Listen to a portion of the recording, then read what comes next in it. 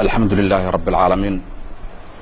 والصلاة والسلام على أشرف المرسلين سيدنا محمد وعلى آله وأصحابه والتابعين لهم بإحسان إلى يوم الدين. أما بعد marka hore ilaahay baan mahadinaynaa noogu nicmooyin fara badan aan la soo koobi karin. waxaan ilaahay ka baryaynaa cudurka khatarta ah ee dunida sida aadka ugu faafaya ilaahay subxaanahu wa tacaala inuu naga sarfiyo naga leexiyo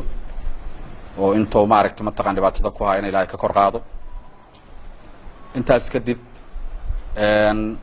halkan aan isugu nimid anagoo ah qayb ka mid ah culimada Soomaaliyeed inaan ka soo jeedino dareen muujin iyo dhaleeceen ku aadan waxyaabihii maanta ka dhacay magaalada Muqdisho xilligii salaada Jumcada la dukanayay masaajidda maaragtay si aad iyo aad anshaxa iyo aadaabta iyo dhaqanka islaamka iyo maaragtay ka soo horjeeda oo aqlan wa sharcan wax suurtagal aan ahayn lagu joojiyay cibaadadii ka socotay masaajidda qaar khudbadihii oo socda la joojiyay masaajidda qaar kood khudbadii oo la dukada salaadii in la dukada la diiday. arrintaas waa arrin aad u foolxun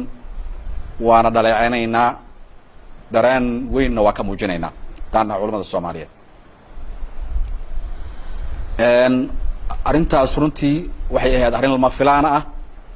arrinaan maaragtay ku qotomin waxyaabo awaamir oo ka soo baxay dawladda oo ku aadan arrintaas iyada ah arrin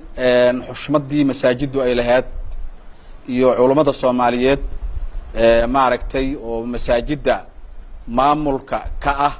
aan maaragtay la ixtiraamin ay ahayd. dabcan masaajiddu waxay leeyihiin maamul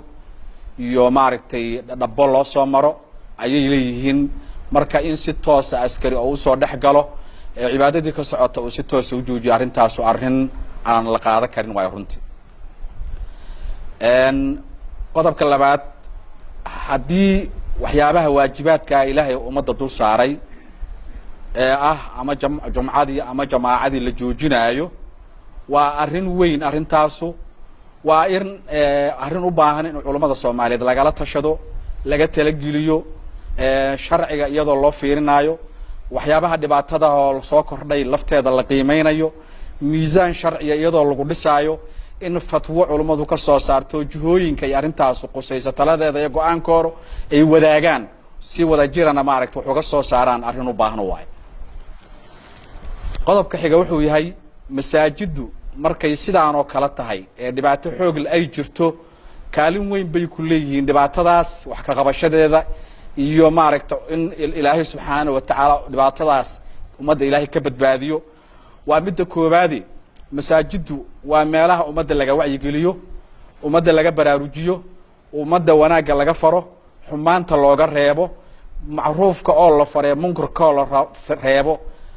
iyo islaax laga shaqeeyana waxay ka mid tahay waxyaabaha ilaahay ummadda ku badbaadiyo oo inay halaagsamaan ama cudur ama dhibaato kale ay ku halaagsamaan waxa ilaahay ummadda uga badbaadiyay ka mid tahay. ilaahay aayad quraan wuxuu ku yiri wa ma kana rabbuka liyuhlika alqura bidhulmin wa ahluha muslihuna. reer bani Israa'iil waxa ilaahay subxaanahu wa tacaala uu sheegay qoladii sabtiga waxad gudubtay in ilaahay subxaanahu wa tacaala uu badbaadiyay kuwa xumaanta reebay wa anjayna alladina yanhuna 'ani suu'i. marka in xumaanta la reebo wanaagga la isfaro waxyaabaha ilaahay ummadda dhibaatada uga badbaadiyay ka mid tahay. qodobka labaad masaajiddu waa meesha ilaahay subxaanahu wa tacaala lagu baryo waliba xilligan dhibaatooyinkan ay soo kordheen si jamac ah ayaa xilliga adoonku maaragtay oo rabbigiisa ugu dhow yahay rabbigiisa uu hortaagan yahay oo salaada lagu jiro ayaa si jamac ah salaada loogu qunoodaa oo ragcada ugu dambaysa ilaahay subxaanahu wa tacaala lagu baryaa in ilaahay subxaanahu wa tacaala ummadda uu dhibaatada ka kor qaado.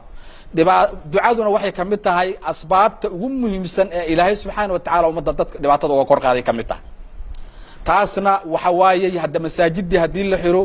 ducadii iyo khayrkii maaragtay iyo wixii ku saabsanaa ummaddan maaragtay in ilaahay lala xiriiro dhibaatadu xag Alle ka timid Allah qaadi kara ilaahay subxaanahu watacaala in loo ergeeyo in loo galiimo in maaragtay ilaahay subxaanahu watacaala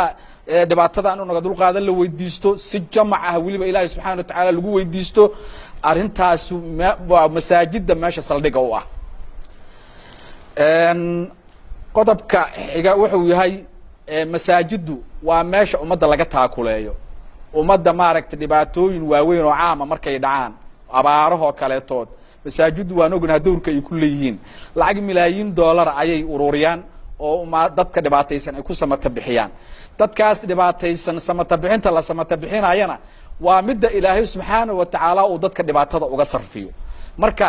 ummaddu marka caymis kale ma laha waa ummadda caymiskeedi ummaddan hay-adaha hadda dhibaatooyinkaas ka maaragtay kaga soo gurmadana ma haysato ma haystaan dawladduna dawlad aad u taag daran oo hadda mataqaana ummaddan markay saan oo kale dhibaato caam ugu dhacdo cid walba maaragtay iyadoo nolosheedii kafaala qaadi karta hadday adeeg xagga cuntada u baahan yihiin nolosha iyo adeeg caafimaad hadday u baahan yihiin cid bal gurigeeda u geey karta ma aha masaajidu waxay u taagan yihiin gurmadka ummadda ayay qeyb xoog la ka qaataan masaakintaas loo gurmanaya ducaday duceynayaanna ilaahay subxaanahu watacaala ummadda nasri iyo guul ayuu ku siiyaa dhibaatooyinka ayaa ilaahay uga sarfiyaa nabigu wuxuu yihi hal tunsaruuna wa turzaquuna ilaa biducafaa'ikum dadka waxaa ilaahay subxaanahu watacaala uu gargaar iyo nasri iyo hiilay iyo risqi intaba ku siiyaa yacni ducafadooda ay wax u qabanayaan ducada ducafadaas ay duceynayaan iyo cibaadada cibaadaysanayaan ilaahay subxaanahu watacaala dhibaatada wax badan uga kor yeelaa sidaas darteed culummadu waxay arkayaan in maaragta mataqaanaa arrinta ku saabsan cibaadada masaajidda lagu cibaadaysanayo iyo furnaanshada masaajiddu ay furan tahay inay arrin muhiimad weyn ay tahay sida maanta ay muhiimad weyn u leedahay ummadda in suuqu u furaado in si noloshooda loo badbaadiyo ayay masaajidana maaragtay ummadda cibaadadeedu ku xirantao muhiimad weyn ay u leedahay waxaan markaas soo jeedinaynaa in arrintaas mataqaanaa dawladdu ay dib u fiiriso go-aanka isaga ah oo maaragta mataqaanaa ciidamadu ay ku dhaqaaqeen masaajidda inay ku xirayaanna aad iyo aad loo fiiriyo waana mid khatar keeni karo sidaas aan soo jeedinayna wabillahi tawfiiq